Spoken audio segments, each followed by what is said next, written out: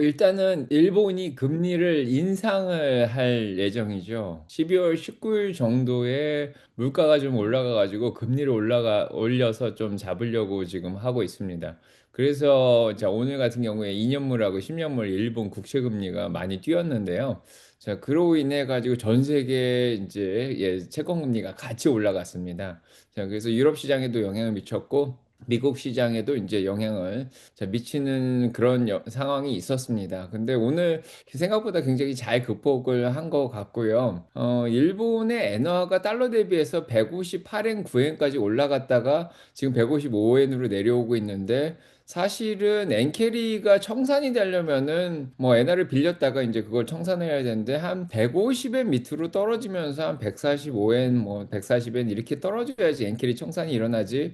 지금은 좀 뭐 앞으로 예상을 어떻게 하는지 모르겠지만 너무 성급하게 지금 진짜 움직이려는 경향이 있다. 뭐 이런 생각이 좀 들고요. 자, 그래서 생각보다는 미국 증시에 크게 자, 영향을 미치지는 못한 그런 상황입니다. 자, 어떻게 보면은 미국 시장에 오늘 영향을 많이 미친 거는 ISM에서 나온 제조업 PMI죠. 그래서 제조업 쪽이 지금 이제 잘 살아나지 못하고 있는 상황인데 50 밑으로 떨어지면서 좀 이렇게 수축이 되고 있는 그런 상황입니다. 자, 그래서 이게 3개월 연속으로 계속해서 제조업이 수축이 되면서 어떻게 미국의 경기가 조금 악화되고 있는 그런 모습이 좀 보여지죠. 물론 GDP에서 차지하는 비중은 뭐 그렇게 높진 않습니다. 한 30% 정도만 되고요. 뭐 서비스 PMI가 훨씬 중요할 수도 있는데 그래도 제조업이 이제 둔화되는 걸 보니까 이제 전반적으로 경기가 둔화되고 있구나. 자, 소프트 랜딩으로 가고 있구나. 이런 생각을 할 수 있는 그런 상황이죠. 자, 그러다 보니까 어떻게 보면은 금리를 12월 달에는 당장 빨리 자, 내려야 되는 그런 상황이 지금 연출이 조금 되고 있습니다. 그래서 12월 달에 금리 인하 확률이 지금 오늘로 87%까지 자, 올라간 상황이고요. 그래서 지금 3.5에서 3.75% 정도의 기준금리가 형성되어 있는데 이제 그렇게 이제 내리겠다는 확률이 87%고요. 이제 내년도에 이제 금리를 6월까지 한 번 더 내리겠다. 자, 그런 확률이 이제 조금 더 자, 3.25에서 3.5까지 내리겠다는 확률이 자, 또 이제 50% 이상 넘어가고 있는 상황이고 내년 말까지 아마 4번 정도 내리지 않을까. 자, 이렇게 생각하고 이제 증시가 지금 움직이고 있는 상황이고요.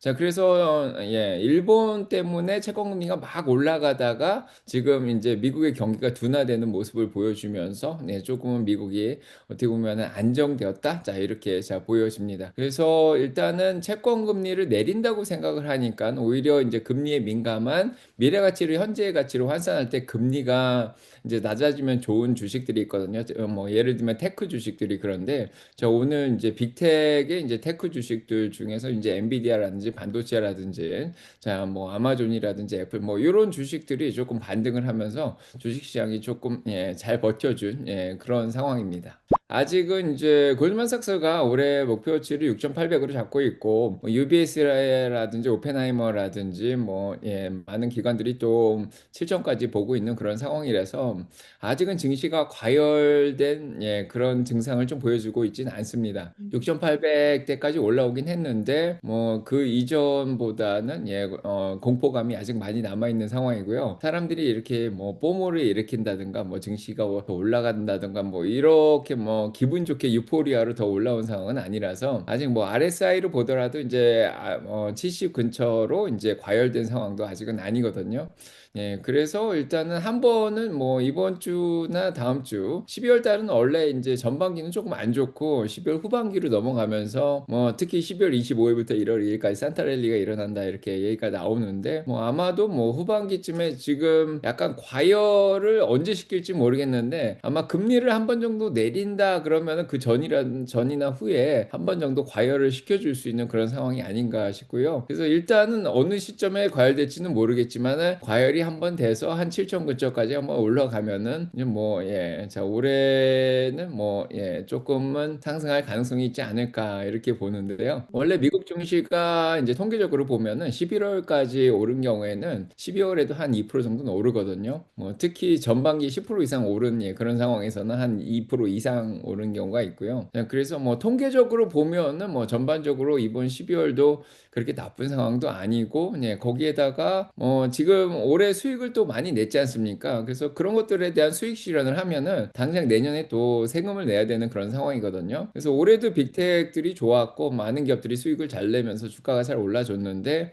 이런 세금 문제를 수익 실현을 내년도에 해야지, 예, 그 내후년도에 이제 세금을 내게 돼서 이제 시간을 좀 벌고 내년도에 좀 손해를 보더라도 이제 플러스 마이너스가 되면서 이제 내후년에 세금을 좀 적게 내겠죠. 네, 그래서 여러 가지 이유를 통해서 이번 12월은 그냥 무난하게, 예, 조용히 지나갈 수 있지 않을까. 자, 이런 생각을 하는데 예측은, 예, 보통은 잘 하진 않습니다. 예, 그때 이제 상황 과열되면은 이제 뺄 거고, 과열이 조금 안 되고 좀 쉬면은 쉬었다가 올릴 거고, 뭐 이런 생각을 하는데 그때 대응을 잘하는 게 더 중요하다 이런 생각을 합니다.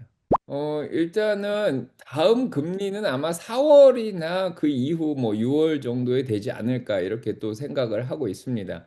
그래서 지금 제롬 파월의 임기가 내년도 5월 15일까지거든요. 그래서 아직 임기가 좀 남아 있는 상황에서 이제 제롬 파월은 기본 입장이 이제 데이터를 보고 결정을 하자. 자, 이런 생각인데, 셧다운이 있는, 예, 그 기간 동안에 데이터가 안 나왔기 때문에 지금 뭐 특별하게 어떤 이렇게 결정을 할 수는 없는, 예, 그런 상황이다 이렇게 자 얘기를 하고 있습니다. 자, 그래서 이제 데이터가 좀, 예, 이번 주 금요일에 PC 물가 지수가 나오고 개인소득 소비가 나오고 좀, 예, 시간이 지난 거긴 하지만 이제 다음 주에 이제 졸스 잡 오프닝 구인 같은 게 이제 나오면은 이제 연준도 결정을 할 수 있는 데이터가 조금 있기 때문에 자, 이번 12월에 금리를 자 내릴 수 있는 그런 상황이 펼쳐지고요. 하지만 그 다음에 또 어떻게 펼쳐질지는 모르지만 아마 연준은 데이터를 보고 결정하겠다 이런 얘기를 할 겁니다. 그래서 일단은 뭐 임기가 보장이 되어 있기 때문에 새로운 연준 의장이 이제 새롭게 뭐 케빈 하셋이 된다 뭐 이런 얘기도 나오고 있고,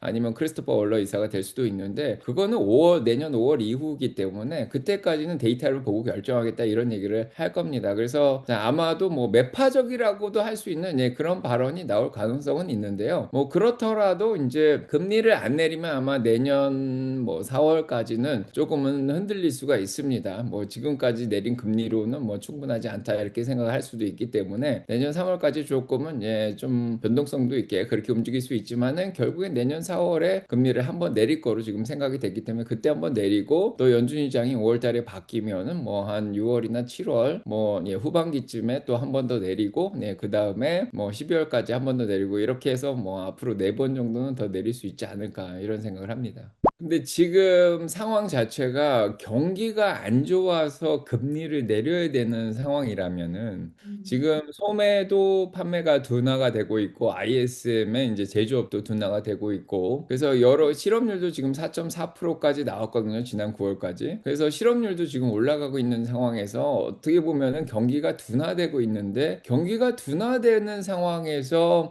중소형주라든지 이런 가치주들이 올라가기가 쉽지는 않습니다. 오히려 12월에 금리를 인하한다 그러면은 오히려 혜택을 보는, 예, 테크주들, 미래 가치를 현재 가치로 환산할 때 이득을 보는 이제 기술주들이 더 자, 혜택을 보지 않을까 이런 생각이 들고요. 그래서 계속해서 빅텍이 더 힘을 쓸 수밖에 없는, 자, 그런 상황이 연출이 되지 않을까 이렇게 생각이 됩니다. 자, 그래서 저는 항상 적정 주가 위주로, 예, 판단을 하는데, 목표 주가가 아니라 적정 주가보다 아직 싼 주식들이 몇 개 있습니다. 뭐 메탈하든지 엔비디아는 여전히 적정 주가보다 싸고요. 그 다음에 뭐 아마존이라든지 이제 마이크로소프트는 적정 주가에 있습니다. 그래서 뭐 아직은 뭐 주식들이 많이 과열됐다 이렇게 보긴 좀 힘들고요. 물론 전체적으로 이제 밸류에이션 상으로 조금 높게 올라온 상황은 있습니다. 그래서 엔비디아도 이제 40이 넘고, 뭐 아마존도 30이 넘고, 구글도 30이 넘고, 예, 그나마 메타가 24, 25 정도로 퍼가 좀 낮게 유지가 되고 있는 그런 상황이거든요. 예, 그래도 내년도 성장률을, 예, 고민을 해보면은 이 정도 퍼는 이렇게 감당하고 갈 수 있는 상황은 아닌가, 자, 이런 생각이 들고요. 자, 오히려 지금 뭐, 예, 구글도 많이 올랐다고는 하지만 퍼가 한 33 정도밖에 안 되고 내년도 성장도 30% 이상은 좀 기대를 할 수 있거든요. 올해도 30% 이상 성장이 됐고, 그러다 보니까 뭐 지금 퍼를 33 가져가는 게 그렇게 높아 보이지는 않은 상황이고, 어떻게 보면 성장률이 조금 높지 않은 애플이 지금 지나치게 많이 자 퍼가 올라온, 예, 그런 좀 염려가 좀 있긴 합니다. 그래서 자 일단은 빅텍 내에서도 좀 퍼가 적절하게 올라왔는데 내년도 성장률도 그만큼 기대하면 요걸 팩이라 그러거든요. 예, 퍼를 성장률로 나누면 1 정도 되는 예, 그런 빅텍들이 많이 있습니다. 그래서 뭐 요런 주식들은 아직 예, 크게 걱정한 상황은 아니고요. 뭐 올해 S&P 500을 끌어올린 건 빅텍이라고도 볼 수 있는데 이 빅텍들의 실적이 확실히 예상보다 훨씬 더 잘 나오고 있는 상황이고 그 다음으로 뭐 제약주라든지 뭐 커뮤니케이션이라든지 아니면은 예, 뭐 금융주라든지 요 정도가 됩니다. 그래서 예, 요런 주식들을 잘 가져가면은 예, 괜찮지 않을까 싶습니다. 거기에다가 지금까지 올라온 게 테크주들 위주로 올라왔기 때문에 세금 정산을 내년도에 해야 되거든요. 그래서 수익 실현을 내년도에 해야지 세금 혜택을 볼 수 있는데 올해 수익이 많이 안 난 오히려 손해가 난 종목들은 손실 처리를 하는 게 굉장히 더 유리합니다. 그래서 수익 실현하고 손실 처리를 예, 이번에 좀 많이 해줘야지 내년도에 이제 세금 낼 때 좀 도움이 많이 될 수가 있거든요. 그래서 올해 조금 예, 지지부진했던 것들은 예, 12월까지 계속 지지부진하고 올해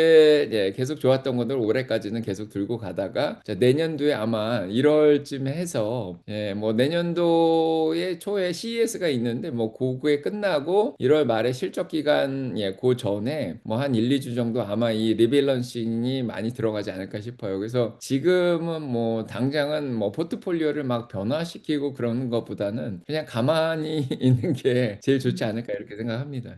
일단 구글은 좀 너무 과열됐습니다. 그래서 RSI도 CCB 넘어서 일단은 과매수 상태인 것도 맞고요. 그래서 너무 많이 올랐기 때문에 쉬었다 가야 되는 예, 그런 타이밍이기도 하고 거기에다가 이제 퍼가 30이 넘어간 상황에서 이제 내년도의 성장이 이제 30% 이상이 되면 지금 퍼가 그렇게 높다 뭐 이렇게 볼 수는 없는 그런 상황인데 그럼에도 불구하고 지나치게 또 많이 몰리면은 예, 주가가 많이 올라간 상황에서 수익 실현도 많이 나오고요. 공매도도 그만큼 좀 들어올 가능성이 있는 그런 상황입니다. 그래서 자 일단은 이제 제미나이 3가 나오면서 워낙이 이제 응답을 하는 예, 그런 정확도가 다른 모델에 비해서 굉장히 높게 그런 결과가 또 나온 그런 상황이고요. 구글 같은 경우에는 엔비디아랑 또 경쟁할 수 있는 TPU라는 자 반도체도 또 개발을 한 상황이고요. 그래서 엔비디아가 가지고 있는 마켓시어를 뭐 10% 정도 가져간다. 그래서 전반적으로 보면은 좋은 주식이고 전망이 좋은데 이 주식의 적정한 주가가 얼마인지를 일단은 파악하는 게 굉장히 중요하고요. 그래서 지금 제가 보기에는 일단은 저는 지금 250으로 보고 있었는데 지금 제미나이가 나오면서 조금 한 10% 정도는 더 가져갈 수도 있겠다 생각해서 한 275불 정도까지는 적정 주가를 보고 목표 주가는 한 300 정도 보고 있는데 그래서 예, 요 선 안에서 거래를 해야 되는 게 좀 안전하지 않을까 이런 생각이 들고 지금은 300이 넘어와 있는 상황인데 조금 과열되어 있고 적정한 가격보다는 조금 올라오지 않았나. 자, 이렇게 생각이 듭니다. 네, 내년도에 제가 제일 걱정하는 게 이제 경기 침체입니다. 이제 물가가 올라가고 경기 침체가 오는 건데 연준은 올해 이제 물가는 3.1%까지 올라간다고 생각을 했고 그 다음에 이제 경기 이제 노동 실업률은 4.5%까지 올라갈 거다 뭐 이렇게 생각을 했는데 이게 점점 더 벌어지면서 물가가 더 올라가고 이제 금리를 내리니까 12월 달까지 내리면 이제 관세 영향도 조금 더 나올 거고 그러다 보면 물가가 더 올라갈 거고 예, 그러다 보면 사람들의 유효 수요가 또 줄어들게 돼서 침체가 계속 가속화되고요. 지금도 인공지능뿐만 아니라 다양한 이유로 인해서 회사들이 많은 해고를 하고 있는 예, 그런 상황이고요. 아마존도 제가 알기로는 뭐 2만 명 이상을 지금 해고를 하고 있는 자, 그런 상황이죠. 그래서 자, 이런 것들이 실업률이 4.5%를 넘어가면 아마 샵률이 적용되면서 지금 침체로 들어가게 됩니다. 그래서 실업률 지금 4.4%인데 4.5 이상으로 올라가고 만약에 물가가 안 잡히면서 이제 3% 이상 3.2%, 3.3%뭐 이렇게 올라가게 되면은 아마도 연준이 어떻게 할 수 없는 그런 상황이 연출이가 될 수 있어요. 그래서 금리를 내리자니 물가가 너무 올라갈 것 같고 금리를 예, 또 다시 올리자니 예, 그러면 또 더 심각한 상황에 예, 뭐 침체가 더 가속화될 수도 있고 뭐 그런 상황이 펼쳐지기 때문에 약간은 그런 상황이 1월부터 3월까지 좀 연출이 될 수 있기 때문에 계속 지켜봐야 되는 그런 상황이고요. 제가 또 다르게 걱정하는 건 사실은 지정학적 문제가 좀 있는데, 시진핑이 중국에서 이제 대만을 복속한다고 몇 년 전에 얘기했을 때 2027년까지 복속을 한다 뭐 이런 얘기를 했었는데, 얼마 지금 미국하고 일본 사이에 지금 긴장 관계가 고조가 되고 있는 상황이고, 여기에서 이제 중국이 이제 대만 문제로 인해 가지고 민간 선박을 이용해서 뭐 상륙 작전까지 하는 뭐 그런 모습까지 보여주고, 일본은 이제 중국이 대만을 치는 경우에 뭐 도와준다. 자, 이런 군사 협력까지 막 약속하고, 그래서 둘 사이 긴장감이 굉장히 올라가고 있는 그런 상황인데, 이 상황이 더 악화가 돼서 아마 중국에서 이제 대만을 공격하는 그런 상황이 펼쳐지면은 조금, 증시에 좀 큰 영향을 주지 않을까 그런 생각이 들고요. 러시아가 우크라이나를 공격하면서 어떤 나라도 그거를 잘 막아내지 못한 상황에서, 지금 유엔의 상임이사국인 중국이 어떤 일을 하면은 유엔에서도 막을 수가 없는 상황이고요. 비토권을 쓰죠. 그래서 안 될 것 같고, 그래서 좀 굉장히 안 좋은 상황. 이제 벌어지면 누구도 막을 수 없는 그런 상황이, 그게 제가 제일 무서워하는 음. 시나리오인데, 자, 안 일어나길 바라는데, 트럼프 대통령이 이제 중국을 내년 4월에 방문한다 이런 얘기가 나오고 있거든요.